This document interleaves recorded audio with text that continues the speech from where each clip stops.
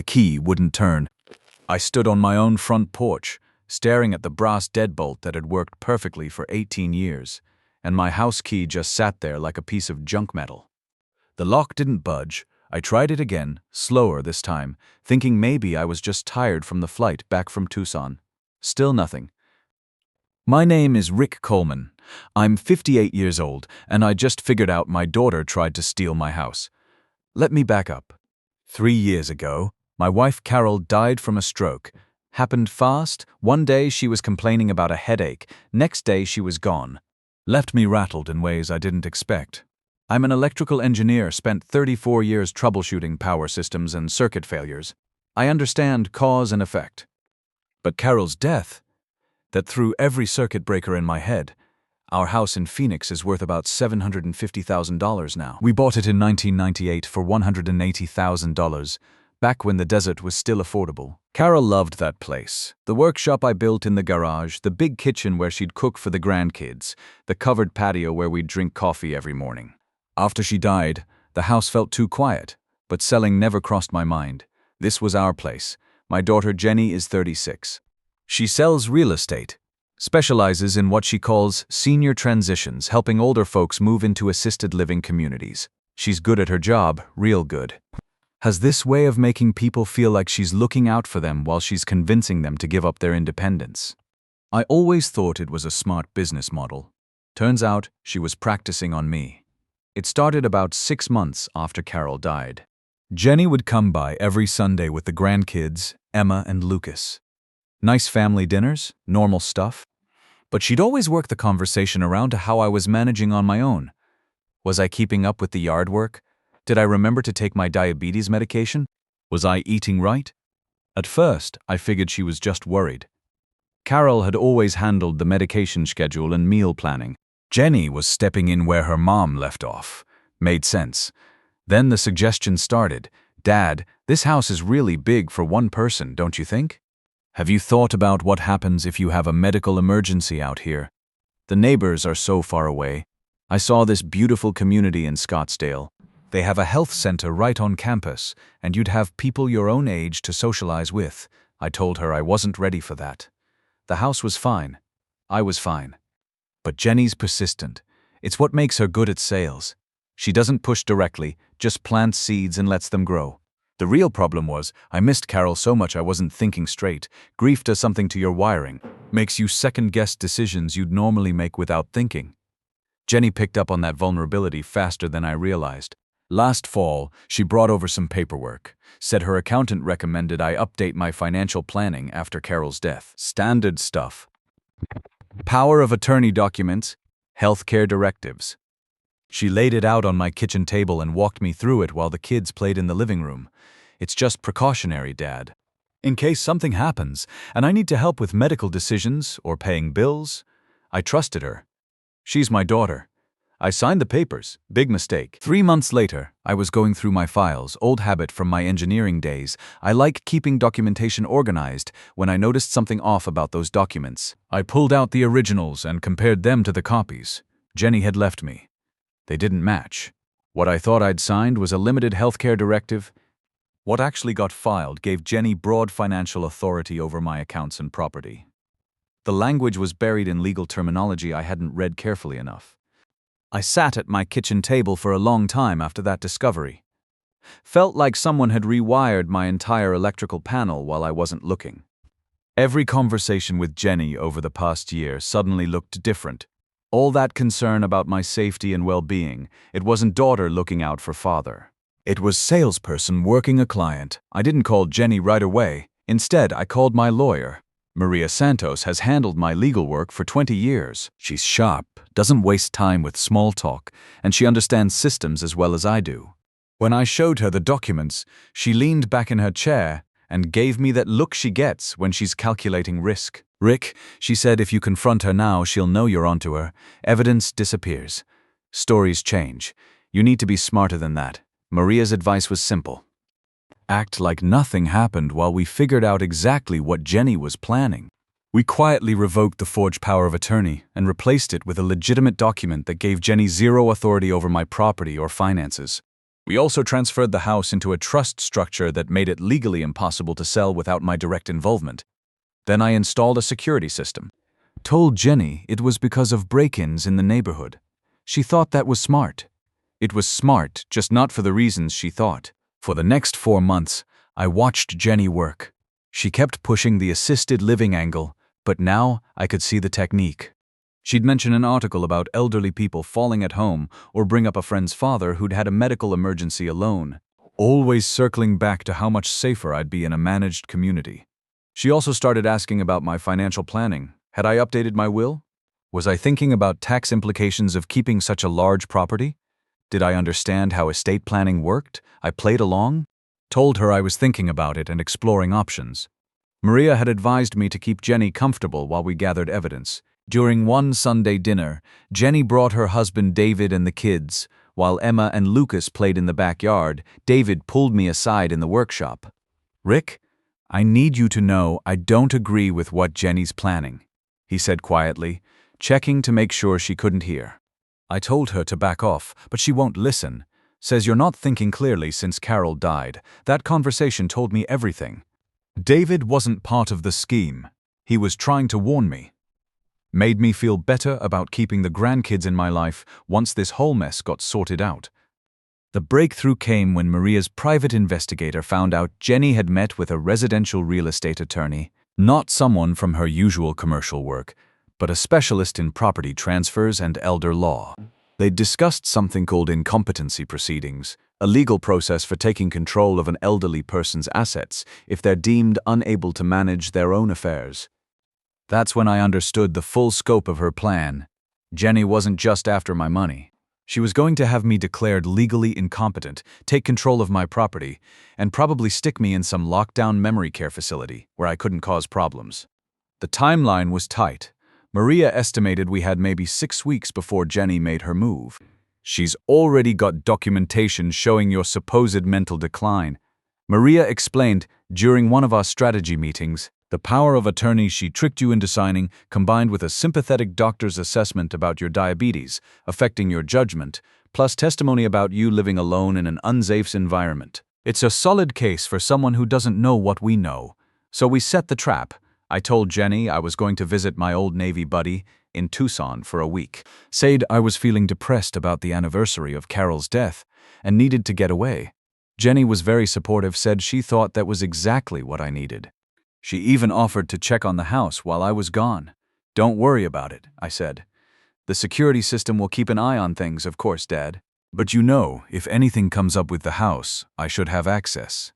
What if there's a pipe leak or something?" I gave her a spare key. Why not? The cameras would record everything she did with it. I went to Tucson on Monday. Actually did visit my buddy Jim. We served together on the USS Constellation back in the day. Told him the whole story over beers on his back deck. He thought I was handling it exactly right. "Jenny's forgetting something important," Jim said. "You didn't survive 34 years in electrical work by being stupid. You know how to trace a problem back to its source." Wednesday morning, Maria called me at Jim's place. They made their move, she said. Jenny had brought a locksmith to the house, changed every lock, front door, back door, garage. She also brought someone who claimed to be a home safety assessor to document all the ways my house was dangerous for an elderly person living alone. Steep stairs, loose railings, outdated electrical systems that could cause fires. The best part, they filmed everything as evidence of my declining mental state, including a walkthrough of my workshop where the assessor pointed out all my dangerous power tools that proved I was a risk to myself and others. The assessor spent 20 minutes talking about how your workshop shows signs of hoarding behavior and unsafe obsession with mechanical objects, Maria said. They documented your tool collection like it was evidence of mental illness. Jenny had no way of knowing that my security cameras were recording their entire operation from 3 different angles. There's more, Maria continued. She filed preliminary paperwork for the incompetency hearing this morning. Claims you've been showing signs of confusion, forgetting to take medication, making irrational financial decisions. She's got a doctor's statement saying your diabetes has progressed to a point where it affects your cognitive function. Which doctor? Dr. Sarah Mitchell. Jenny's been taking you to see her instead of your regular physician for the past 2 months, remember? Those routine checkups she insisted on driving you to. I did remember. Jenny had said my regular doctor was too far away, that Dr. Mitchell was more convenient and specialized in geriatric care. I thought she was being helpful. Dr. Mitchell's assessment states that you're no longer competent to make major life decisions, Maria said. Recommends immediate intervention and supervised care. The whole thing was a setup. Jenny had found a doctor willing to rubber stamp her diagnosis, arranged for a fake home assessment, and was planning to use the fraudulent power of attorney to fast-track my commitment to a care facility. How long do we have? I asked. The hearing's scheduled for next Friday. Once they get the incompetency ruling, she can sell the house immediately. Emergency guardian powers. I finished my coffee and told Jim I needed to get home. You want backup? He asked. Nah. This is something I need to handle myself. I flew home Thursday morning. When my key didn't work, I wasn't surprised. I was ready. I walked around to the back gate, which Jenny hadn't thought to change, and came in through my workshop. The smell of machine oil and metal shavings hit me like coming home. I made myself a pot of coffee and called Jenny. Hi, sweetheart. I'm home early. Long pause. Dad? You're home? Yep, sitting in my kitchen. Beautiful day, isn't it? Another pause. The locks. I had them changed for security while you were away. Someone tried to break in.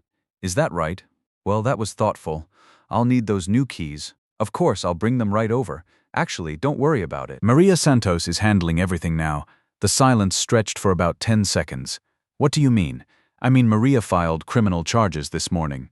Elder abuse, attempted theft, conspiracy to commit fraud. You should probably call a lawyer, Jenny. A good one. I hung up. Jenny arrived 30 minutes later, using her new key to let herself in. She found me at the kitchen table with a folder full of documents and a laptop showing security footage of her little operation. Dad, we need to talk. I think we're past talking, don't you? She sat down across from me, and I could see her shifting into sales mode. The concerned expression, the careful body language. All the tricks she'd been using on me for months. I know you're upset, but you don't understand what I was trying to do. Enlighten me. I was protecting you. From yourself. You haven't been thinking clearly since Mom died. The diabetes is affecting your judgment. You could hurt yourself with all those power tools. This house is too much for you to manage alone. I turned the laptop around so she could see the screen. Security footage of her and the fake assessor walking through my workshop, pointing at my equipment and talking about dangerous obsessions and hoarding behavior. Go on, I said. Tell me more about how you were protecting me. Her face went through several expressions. Surprise. Fear. Calculation. Then something that might have been genuine shame. Dad, you have to understand. I've seen what happens to people your age who live alone. They fall. They forget things. They make poor decisions. I couldn't just wait for something terrible to happen. So you decided to make something terrible happen first. I was trying to help you transition to a safer environment, somewhere with medical support and people who understand your needs, by having me declared incompetent. The legal process is just a formality. It protects you from making decisions you might regret later. I opened the folder and pulled out Dr. Mitchell's assessment. Like this, where your hand-picked doctor says my diabetes has caused cognitive decline. Funny thing about that, I've been tracking my blood sugar readings for 3 years. Want to see the data? I showed her my glucose monitoring logs. Perfect records, maintained in a spreadsheet with daily averages, medication timing, and correlation with physical activity. The kind of detailed documentation only someone with full cognitive function could maintain. Or maybe you meant this assessment of my unsafe living conditions. I pulled out photos from the security footage, where your assessor friend documented my hoarding of dangerous tools. Jenny was quiet now. The sales persona had cracked. Those tools represent 34 years of professional work, I continued. Every piece of equipment in that shop has a purpose. It's organized better than most businesses I've seen, but your expert labeled it as evidence of mental decline. I turned the laptop back around and played more footage. Jenny and the locksmith, Jenny giving instructions to the assessor, Jenny walking through the house with a measuring tape and taking photos like she was already planning the estate sale. Here's my favorite part, I said, clicking to a different video file, where you and your friend discuss how quickly you can get the house on the market once the incompetency ruling comes through. The audio was clear. Jenny, talking about comparable sales in the neighborhood, estimated closing times, how to handle any resistance from family members who might question the process. You had it all figured out, I said. Doctor's statement, home assessment, legal paperwork, even the real estate strategy. Very thorough. Jenny's hands were shaking slightly. Dad, I know how this looks, but how it looks, Jenny. This isn't about appearances. This is about what you actually did. I pulled out the last document from the folder. The original power of attorney she'd tricked me into signing, with Maria's annotations highlighting every clause that had been misrepresented. You want to know what cognitive decline looks like. It looks like trusting your own daughter when she puts fraudulent documents in front of you and lies about what they mean. I wasn't lying. I was simplifying complex legal language so you could understand. Stop. I held up my hand. Just stop. We both know what this was. You saw an opportunity when Carol died. Saw me grieving and vulnerable and figured you could manipulate me into giving up everything, your mother, and I spent 40 years building. Jenny started to cry. Real tears this time, not the calculated emotion she'd been using to manipulate me. I needed the money, Dad. The real estate market is terrible. David and I are behind on our mortgage. Emma needs orthodontics. Lucas might need to repeat second grade, and we can't afford tutoring. I looked at this huge house with just you rattling around in it, and I thought, you thought I'd be easy to push around? No. I thought you'd be happier somewhere safer. Somewhere you wouldn't have to worry about maintaining everything on your own. And yes, I thought selling the house would solve our financial problems too. I thought it could help everyone, by lying to me, by forging documents, by bringing in fake doctors and assessors. I got scared when you didn't agree voluntarily. The legal route seemed like the only way to protect you from making a mistake. I closed the laptop and leaned back in my chair. Jenny, I've been troubleshooting electrical systems for 34 years. When you find a fault in the circuit, you trace it back to its source. The source of this particular fault isn't my age or my health or my judgment. It's your willingness to steal from your own father. She was crying harder now. What happens next?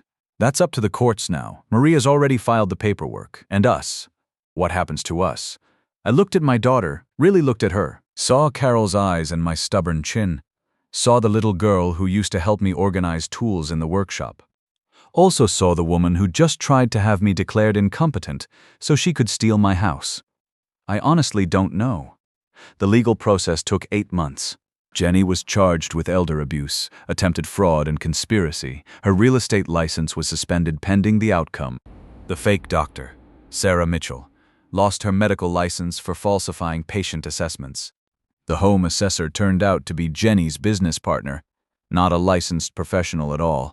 Jenny pleaded guilty to avoid a trial, received 18 months probation, 200 hours of community service, and had to pay restitution for all the legal fees and fraudulent services. She didn't go to prison, which honestly was fine by me. I wasn't looking for revenge. I wanted accountability. David called me the day after the sentencing. He'd been cooperative with the prosecution, providing testimony about Jenny's planning and his attempts to talk her out of it. Rick, I want you to know I tried to stop her. Multiple times. I know you did. That's going to matter going forward. We're getting divorced. I can't stay married to someone who'd do this to her own father. I'm sorry it came to that. Don't be. You did what you had to do. I respect that. David got primary custody of Emma and Lucas. I see the grandkids every other weekend. Supervised visits arranged through family court until everything settles down. They're 9 and 7 now, old enough to sense that something happened but young enough that the details don't matter to them yet. Emma still asks when Grandpa's going to teach her how to use the drill press. Lucas wants to help me rebuild the carburetor on my old Camaro, normal grandkid stuff. I'm grateful for that. The house is still mine. Completely mine now, actually. The trust structure Maria set up makes it bulletproof against any future attempts. The workshop has been reorganized since the fake assessment, not because anything was wrong with it before, but because I wanted to make sure every tool had its proper place. I had all the locks changed back to my specifications. Used a locksmith Maria recommended, a guy named Pete who's been in business for 30 years. He made a comment about the quality of the original hardware and seemed genuinely pleased to be restoring something rather than just replacing it. I gave him a good tip. The maple tree Carol planted in the backyard is taller than ever. Has to be 20 feet now. Every fall, when the leaves change, I think about how she never got to see it reach full size, but she knew it would. That's why you plant trees. Not for yourself, but for what they'll become. Jenny and I haven't spoken since the trial. I don't know if we ever will again. That's not anger talking, it's just reality. Some circuits can't be repaired once they've been damaged beyond their tolerance limits. You have to build new ones or go without power to that part of the system. I keep her picture on the mantle. The one from Emma's birthday party 2 years ago. Back when I still thought we were a normal family dealing with grief in our own ways. Sometimes I look at it and try to figure out when things changed, when concern became manipulation, when love became opportunity. Truth is, I'll probably never know for sure. People are more complex than electrical systems. They don't follow Ohm's law or come with wiring diagrams. Sometimes the best you can do is protect yourself from short circuits and hope the good connections hold. 6 months after the trial, I got a call from Adult Protective Services. They'd had a report about an elderly man in Tempe whose daughter was pressuring him to sell his house and move into assisted living. Sounded familiar. I drove over and talked to him, showed him my documentation system, explained how to spot the warning signs, gave him Maria's card. Turns out he'd been getting the same treatment I had. Concerned daughter, health scares, financial pressure disguised as helpful advice. He got his situation sorted out. Last I heard, he'd transferred his property into a trust and his daughter had backed off. Sometimes people just need to see that they're not alone in dealing with this stuff.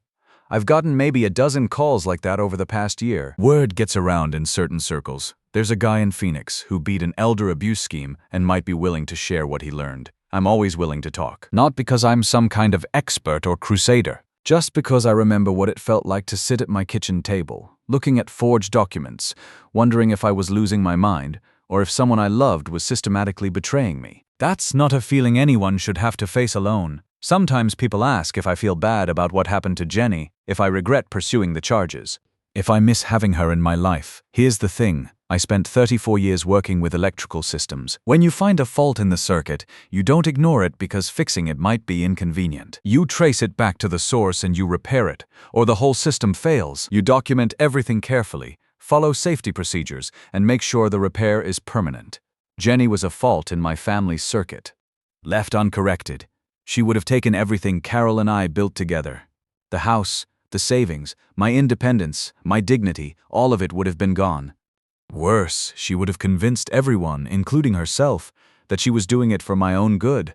I'm not cruel. I didn't want to destroy her life.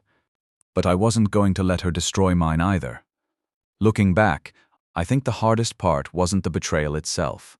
It was accepting that someone I'd raised, someone I'd loved and trusted completely, could look at my grief and see opportunity instead of pain. That takes a kind of emotional wiring I'll never understand. But understanding isn't always necessary. Protection is. Listen, if you're 50 or older and you've got assets worth protecting, a house, savings, investments, whatever, pay attention to the people around you, even family, especially family. Grief makes us vulnerable in ways we don't always recognize. Some people will use that vulnerability to help us heal. Others will use it to take what we've worked for. Trust your instincts, document everything, get a good lawyer before you need one. And remember, getting older doesn't make you helpless. It just makes you more selective about who deserves access to your circuit diagrams.